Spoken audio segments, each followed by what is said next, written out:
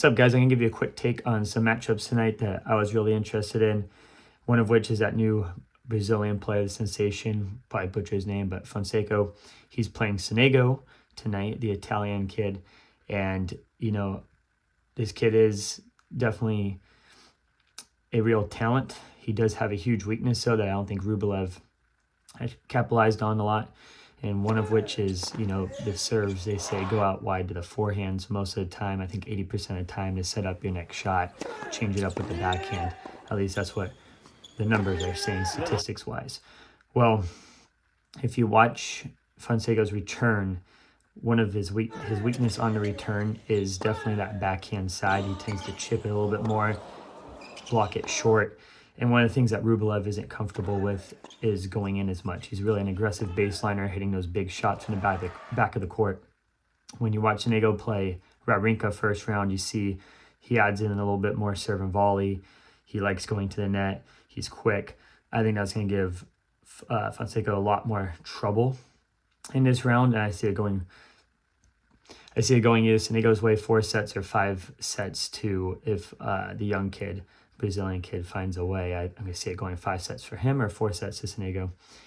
And another matchup I found really intriguing was Monfils versus Pericard, who's one of my favorite players because he's got the old school going to the net. One thing that Monfils did really great in that matchup was he slowed things down and didn't give him any pace, stood back. Monfils is also 6'4", so that serve, the higher bounces don't bug him as much, especially when he stays back. So you got to look at that moving forward with Pericard, those matchups. And then the last one I'm looking forward to is Musetti. And see, the reason I like Monfils and Musetti is because they don't have as much power. So I like that sort of matchup where kind of craftiness, compete with the power hitters. Because the power hitters, I get kind of bored watching. It's bang, bang, who can hit bigger, more consistently. I like seeing a little bit of variety and seeing those, sort of cat and mouse. And if those guys can go against the power. Because one of the things Tsitsipas said after his first round exit was, compared to 2018, remember this guy made it to a couple of slam finals. I want to say it was 2 or 3 slam finals, was number 2 in the world at one point. And he said from 2018 to now, there's a big difference in the power game. Murray said the same thing, as well as Nadal. Nadal is pretty vocal about it and saying that it's, hit as hard as you can type of thing. So when I'm watching these matchups, Musetti's like a sort of a crafty player, and Djokovic is also not a hard hitter. And you see Djokovic, struggling these first 2 rounds. I shouldn't say struggling, but he had to work really hard. I think it was an hour a set.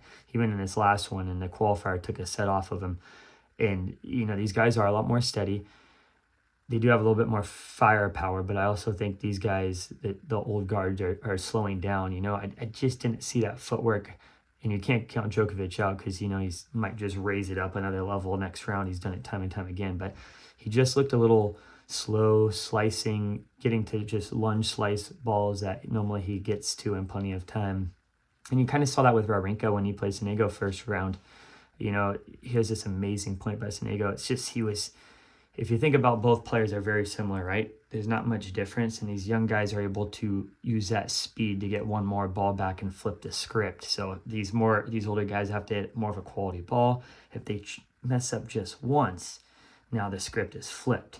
So yes, the game's more powerful, but I think right now it's just these older guards are slowing down and are not getting to as many balls, and that's why these younger guys are really taking over. I don't think the quality of shot is that much bigger. I mean, Wawrinka is a huge hitter, right? And even then it's going 4 sets. So that's what you got to keep a lookout for. That's what I'm looking for in these matchups, and I hope these crafty players make deep runs, and we see these matchups in the quarters and the semis. The other one I was thinking about too that was really fun to watch was Kei Nishikori playing Tommy Paul. Again, Kei was there in the first set, and then he just looked like he lost gas in the next 3 sets trying to keep up. He just didn't have that. Once the serve falls off, they just don't have that speed to stay in those points. These guys are very, very steady, and they just work it out until they get the finishing shot. So a lot of fun matchups. Let's see what happens tonight.